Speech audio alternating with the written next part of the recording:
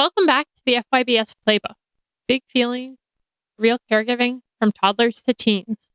I'm Dr. Jess Kozowski, a special educator and mom to two. And I'm Dr. Sandy Chipulias, a psychologist and a mother of three in their 20s. And together we've been exploring the big and small emotional experiences that children and their caregivers are navigating together. Mm-hmm. We started off with why big feelings catch us off guard.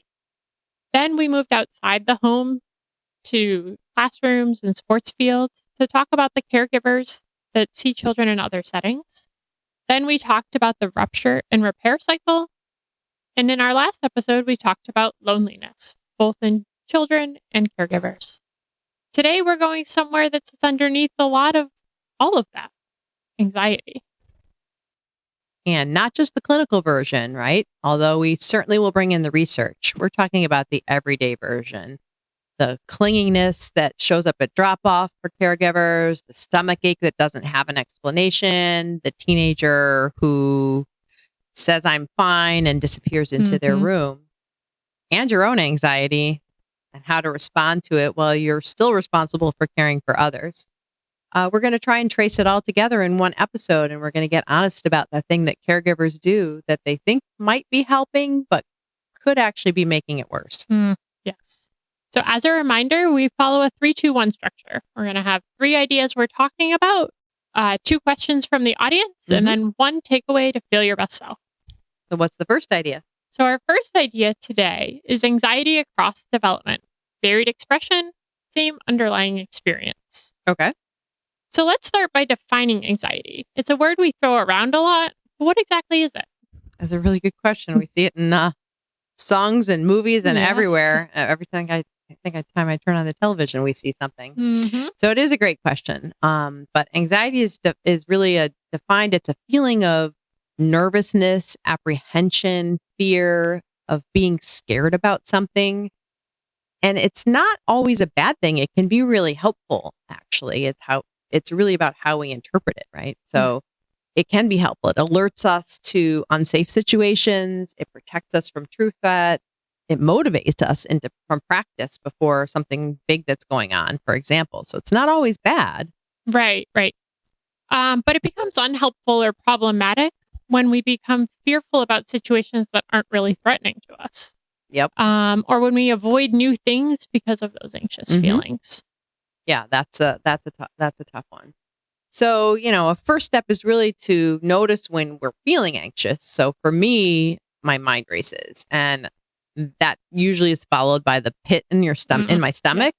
But we don't get to know what's inside your kids in our lives all the time. So how do we know if our kids are feeling anxious? Now that's tricky. Because it doesn't look the same at every age. Of course not. As you said, we don't know their internal experiences. But those same feelings of nervousness, apprehension, or fear can come out in different ways. Okay. So in toddlers and preschoolers, the classic one is that clinginess, distress around separation from caregivers, meltdowns during transitions, or fear of new people or situations. Even meltdowns, right? Yeah. Okay. Absolutely. And they don't have the language to say, I feel scared. And so that comes out as behavior. Yep. And as caregivers, we tend to respond in one of 2 ways. We tend to get frustrated with the behavior, because that's what we're seeing on the surface, or dismissing the emotion. Oh, come on, it's not a big deal. Okay. So like you could be looking like you're getting really impatient with your kid for not getting their shoes on that like 20th time that you've now asked. Or just say, stop worrying about this as they're clinging to your leg. Right. Okay. So we'll come back to other ways you could respond in a little bit, but let's continue along that developmental span, because I think we still have middle school and young adult and teens to do still. So in middle school, middle childhood, it's roughly ages 6 to 11. Anxiety tends to get more internal. Stomach aches, headaches, complaints the pediatrician won't have a physical reason for, right? Or a medical reason for. It also could be a lot of questions like, what are we doing tomorrow? Who's going to be there? What time are we going? What time does it end? it could be like this excessive checking as they try and gather more and more details. Your kids are right in this age right now, Jess, right? Do you have examples? This came up really recently. So, my son was getting ready for bed and, Mom, my stomach hurts. I said, all right. My classic response is, let's see how it's feeling in 20 minutes, expecting to fall asleep. The typical, yeah. Yeah. But then I mentioned it to my partner and he said, oh, he mentioned that this morning too, before school. He said his stomach hurt, but, there was nothing else going on. Both times he had eaten normally, like didn't really give much to it. So the next morning he woke up and I said, how'd you sleep? How you doing? How's your stomach? Good, Mom. I think busy days make my stomach hurt. Interesting. And Good reflection. Yeah. I was like, okay. Yesterday was a really busy day. We had a lot going on. And he's a kid that just really does appreciate that downtime or some time to chill. Yeah. And it's insightful of him to realize, that was the anxiety of the busy day. I've definitely seen that too. And one of mine, I don't think they were as good at as articulating as your son was, but definitely like need that space. Oh yeah. Yeah. I've told you the story before about one of my kids when they were little, like was always so grumpy whenever we came home, and our strategy was to put them in the bathtub. Oh, the bathtub and leave them alone when it was safe to do so. Leave them alone for a good 40 minutes. I know you said that doesn't work for you, but that was like the lifesaver. Like they didn't have to talk to us. We didn't have to talk to them. Okay. So, all right. That's middle childhood. Now let's not forget about adolescence, of course, which can be definitely hard to separate from depression because they kind of are always coming together, right? There was a really cool study out that was published by, I think it's Schlechter, is how you say it, in Clinical Psychological Science. Clinical Psychological Science. It was a big study tracking 7,000 young people, ages 11 to 26 in the UK. And what they found is that early adolescence is a really important window because, and we know this, both anxiety and depression start rising in early adolescence. Yep. Anxiety often appears first, with depression following close behind. And what that research was showing is that anxiety is one of the strongest predictors of depression later on. So it tells us we really do have to pay attention to anxiety. But maybe even more interesting or equally interesting was this idea of ages 11 to 14. So the really early adolescent are when those symptoms are most changeable. So at age 11, nearly all of a child's depressive symptoms were driven by situational state level factors, meaning they could be responsive to what's happening around them.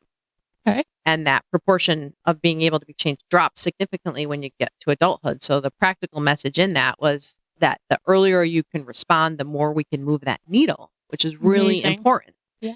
And because it's not, the environment is the intervention, right? These modifiable factors that predicted whether depression emerges in later on were things like enjoying school, your parent-child relationship, stressful life events, maybe too many life events, right? They're not fixed in the person. And so as the adults in that ages from 11 to 14, those are the conditions that we get to decide every day. Right. That is such a hopeful message. That we can change that trajectory for kids who are feeling those early. Yeah, and we have to recognize it early with that recognize, reflect, respond framework that we use in Feel Your Best Self can be really helpful to get the language and the words around there. And it's exactly what the research is telling us works. Now, have you seen this in your own kids or adolescents you've worked with? Well, this is all of what school psychologists do. It seems now like we are trained to do a lot of different things, but even just yesterday with our grad students, we were talking about in our program, like the level of emphasis or how mental health intervention really cuts across a lot of different courses in our program, and how they feel they could use even more skill and training in it, because they feel like that has become like their primary role in terms of addressing these spaces. Yeah. Again, across the age spectrum, but particularly with those older ones. And so, what we have been really working on is emphasizing that it doesn't have to be this really big, lengthy intervention or this really fancy intervention that we do as school psychologists. It's the small strategies that can be easily taught and applied in real life, kind of these single session, even sometimes check-in pieces, like when we do catch your feeling strategies to shift your thoughts. We have one called float your boat. You like float your boat. Well, I love our puppet characters and our what we do in the strategy, and it is cool. But the steps are pretty simple. So again, what you're trying to do is catch yourself when you start spinning, right? Yeah. And you can think of yourself or visualize yourself as a boat that's starting to sink, right? And you're sinking because you have these really heavy rocks on your boat. And each of those rocks are those worries, right? Yeah. That are pushing you down, like weighing you down. You can totally see it, right? Yeah. And so our job is to figure out how do we get those rocks and throw those worries overboard so that we can float our boat. Yeah. I love it. And it separates us from the worry. It externalizes that out. Yeah.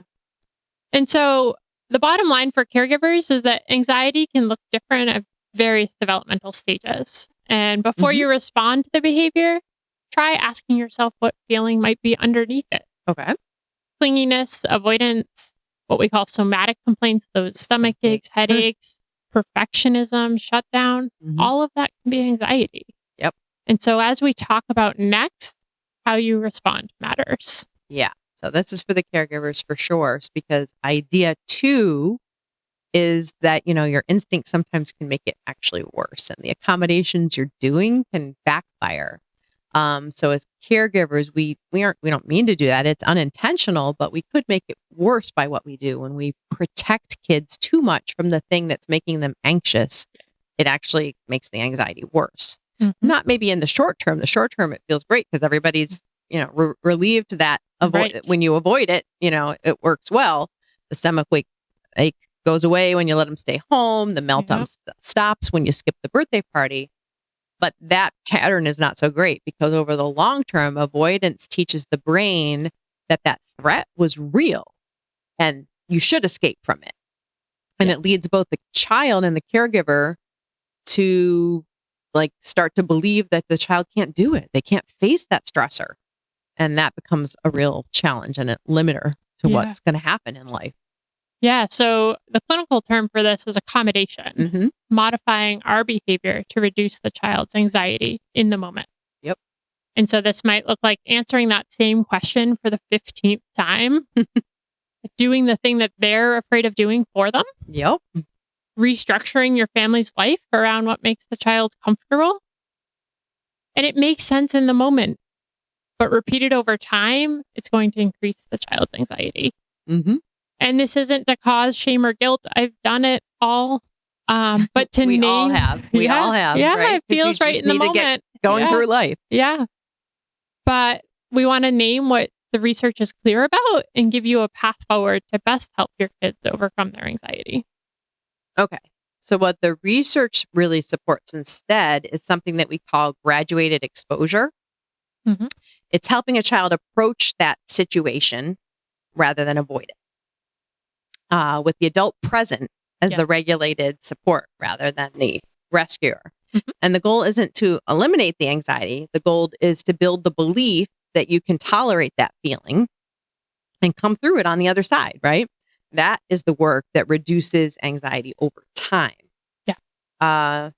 Jess, what does that look like in your experience working with kids who are anxious in school or sports or wherever? Yeah. So I'm thinking of a specific student. The student was in 5th grade and had a huge fear of public speaking. And so the assignment was to do a short presentation to peers, a small group of peers. And that was, that put him into a full panic, tears, were on the, we didn't have school avoidance, but pretty significant physical reaction. And so what we did was we made a plan with him and, we wrote a script for his presentation that he helped to create, and he practiced that one-on-one with a familiar adult multiple times. So it happened to be the guidance counselor in his case. So in her office, nobody else around. So just getting familiar with what you need to talk about in front of one person.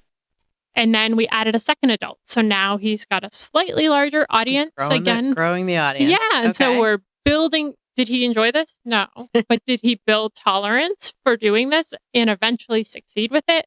Yes. And that was huge. And so still the idea of presenting in front of his peers was, really causing a lot of distress. And so what we did was video recorded him in that quiet space presenting and then showed the video in the classroom at his time. He was there. He stood in the doorway, 1 foot in the hallway, but he did it. He did it. Okay. He did it. And 3 weeks prior, never would have, felt that he could have done that. And so that was huge. But those little steps that built him towards a space where he was able to give that presentation with a lot of, That's a cool story. That was a great plan. Great intervention plan. Okay. So to give listeners a starting place with this, let's all think of a specific time a child or an adolescent was anxious and how did you respond? Okay. Maybe you told them not to worry. It wasn't a big deal. Or maybe the behavior was so intense, you gave up and you didn't do the right thing. Or, you didn't do the stressful thing. They didn't have to. So let's flip it and see what we could do next time. We could first start by validating the emotion, express the belief that you can tolerate it, this feeling. And it might sound like, I can see you're nervous about this. I also know that you can handle doing it and we're going to get through it. Right. And then on the other side, we offer lots of positive praise for sticking it out. It's never as bad as they think it's going to be. And you're slowly building that recognition to reduce the anxiety over time. I'm just laughing because I'm thinking of a story right now where we actually didn't have a lot of as much time as you were talking about with this. My son is a little afraid of heights at times. And we were on a family trip to Carlsbad Caverns and we had to go down. Right. So you're listening on the little headphones to each stopping point about what's happening. And he's like sweating and in this panic and hyperventilating. And I'd like to say I was a good parent, but it's really like we had nowhere else to go. Like there was no other choice at this point. So, he's going, and the next thing you'll see at the next stop. And he's going, the next thing I want to see is the exit out of here, and he's like pretty little. And so at that point, we had to really speed up the graduated exposure piece. And I just grabbed his hand and I was like, here we go. We're going to do this and we're going to do this, and left the rest of the family that's fine. Wherever they were, and ran down to the bottom and met a very, very wonderful park ranger at the bottom who showed him some secrets that things that are buried down there, and just told him about how great he was. Then he noticed there was actually an elevator and got mad again. But in the end, all worked out fine. Well, and now he has some evidence that he can handle those heights. Yeah. Do you have a story? I mean, this is bringing me back to toddler swim lessons, which, go well or not well. There's nothing, there's no in between. Yeah. So, my son was, I don't know, 3 or 4, and the lead up to the swim lessons was, I do not want to go, clinging when we got there, really nervous to get in. And so what I ended up doing, like our turn the dial strategy, I found a simple dial, red, yellow, green. Cool. Said, after the first time, how was it? Terrible. Okay. Fine. Good. And he said good. And then the next week, I don't want to go, the full on thing again. Whole thing. And I said, okay, how scary does it feel? How bad is it going to be? Put it in the red. We go to swim, clinging the whole thing, give them to the swim instructor. She works her magic, etc. Get out. How was it? Green. Next week. Don't want to go. I said, how bad do you think it's going to be? Red. I said, I'm going to remind you, last week it was green when we came out. And so slowly it became yellow, and then we didn't need the gauge anymore. But, just having that. Probably a good swimmer now. Yeah, he's a great swimmer. Yeah. My son still does not like heights, but we survived. Okay, that works. All right. So you might think of a coach too that's supporting a child through an anxiety provoking experience. And it might be, you're never going to remove the hard thing, right? We have to learn how to get better at basketball or in throwing baseballs. That didn't sound right. Pitching baseballs, catching baseballs. But for coaches out there, instead of really getting frustrated about it too and just starting yelling or just saying, do it or whatever, think about it as you staying regulated and supporting them through like examples like we just talked about so that they can do the hard thing. Yeah, that's the key. Not just benching them, right? Because we want to teach the skills. Right. Absolutely. And here's where feel your best self strategies can be super helpful. They're offering something to do with that physical experience of anxiety while still staying in the situation rather than escaping it. Mm-hmm. So belly breathing and ground it down, slow down our body's physiological response. Mm-hmm. Shake out the yuck helps us reset the body. Yep. Turn the dial can let us shift our perspective. Each of those are letting us sit with the emotion to make it more tolerable. Yep. And that's what all we're going for here. And not redefining it necessarily. No, and not taking it away. And as kids realize that they can tolerate and get through those hard emotions, they become much more capable of coping with the anxiety, which is really our goal for them. Okay. I really loved idea 2. I think that's probably one of my favorites so far, but we have 3 ideas, so we got to move on. Jess, what do we have? Do it. So now we want to talk about when we experience anxiety as caregivers. How do we take care of ourselves while still caring for others? So that's real talk, right? And we know everybody's favorite song lately seems to be the Dochi song, who describes anxiety better in 4 minutes than most of our like graduate school textbooks can do, right? So if you haven't heard her song Anxiety, your teenager definitely has. Right? Absolutely. So check it out. It actually did inspired me a while ago to write a piece for Psychology Today about the topic because it hits so close to home for all of us. You know, it's like that shallow breath, the brain won't quit, dreading things that haven't happened. That's really familiar. And she sneaks in solid advice in those lyrics. Like she actually does notice it, name it, and watch it go.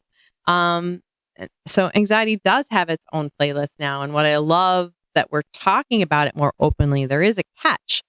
When everything feels like anxiety, it's hard to know when to just breathe through it and when to actually reach out for help. Yeah. And I think that's what we want to do. Yeah. And so as a starting place in helping with that distinction, you offered some everyday strategies that caregivers can use to cope with their anxiety in that Psychology Today piece. Mm-hmm. And then, as a reflection point, if the strategies aren't helping you to cope, that might be the time to reach out or seek medical advice. Professional advice. Yeah. But the first strategy you shared that I love is recognizing thoughts just as thoughts. That's just the anxiety talking. Right. We can acknowledge that it's an intrusion without letting it take over.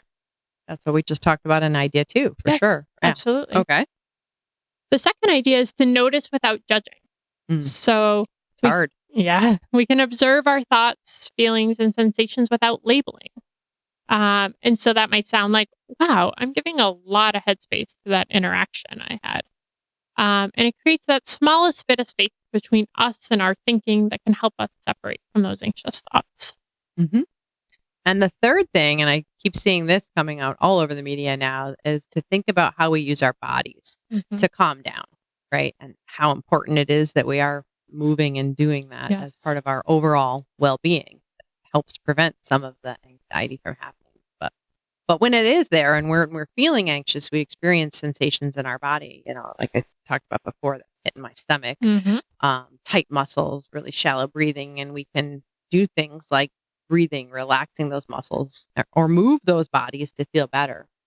For me, it really is getting outside, even for a short moment, that can really help me reset. And sometimes I wait too long before I realize I really need to do that. Fair. Even 30 seconds, like 60-second reset, just to get some distance between those anxious thoughts. Better if we can do it preventatively, but it still works when we're feeling that, right? Reaching out to someone else too to do it together would be great. Mm-hmm. So again, feel your best self strategies provide these quick little resets that can give us some distance from the anxious thoughts. So they're not just for our kids. Yeah, just the smallest bit can make the difference.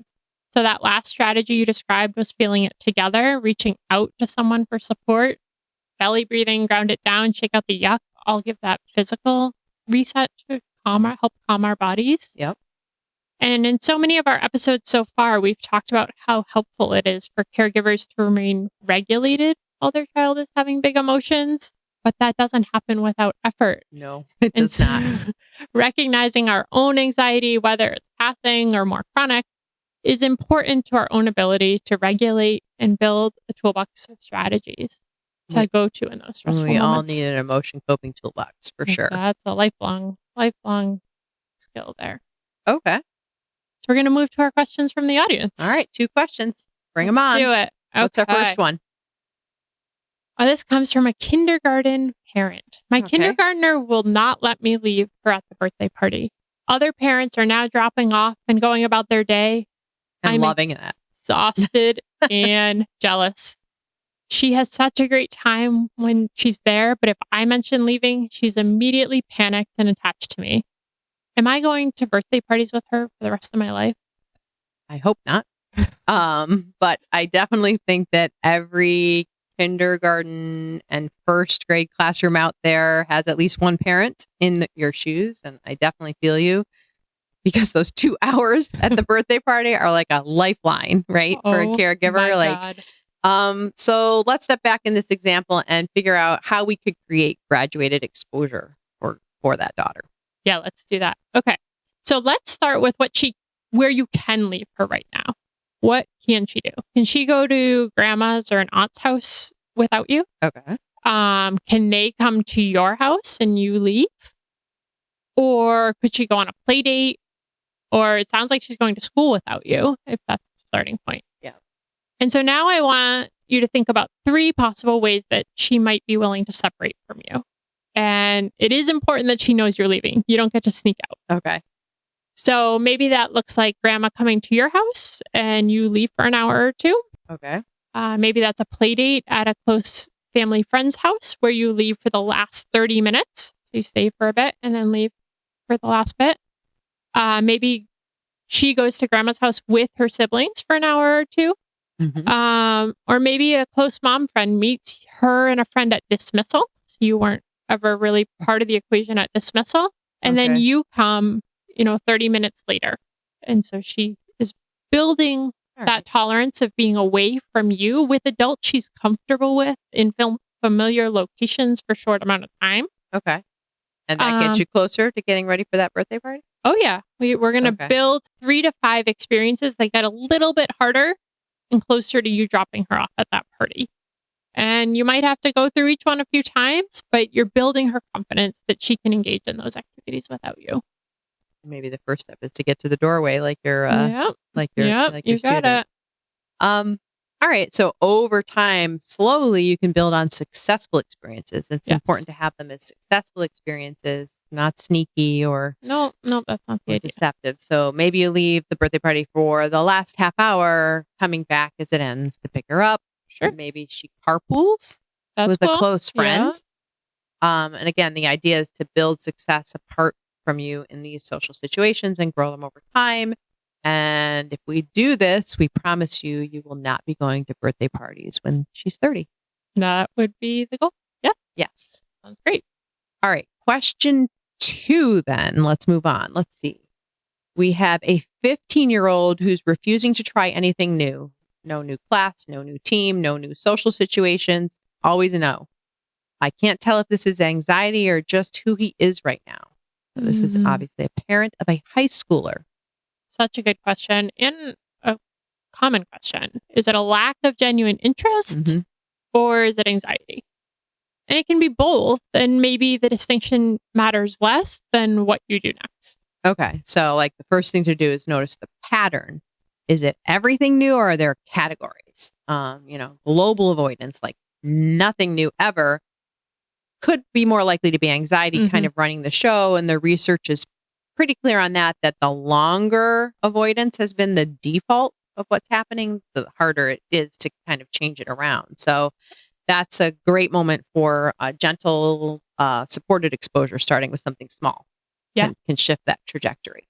Yeah. So we're not going to force them to do the new thing right away. Instead, we're going to try to find the smallest possible version of it. So maybe definitely give choice, right? Absolutely. That was my mother used to do. We always had to be doing one thing. Yep. Particularly in the summertime. Yep. One activity, but there's multiple options. Okay. And so maybe, it's not joining the basketball team, but starting with shooting baskets with you in the driveway. Okay. And if that goes well, maybe you invite a friend and go shoot at the local school. And so you're building up towards that idea of joining the basketball team. You can do it. Right. And it can be fun. Yeah. And so first we're just aiming for tolerable. The new is tolerable, and then maybe even enjoyable. But we're trying to break that pattern of chronic avoidance. Okay. And I do think choice is key for those absolutely. teens especially. Yeah, because it gets back to that interest thing. Is it lack of interest or is it anxiety? And so we want something highly interesting. For sure. All right. So we're going to move on to our final takeaway.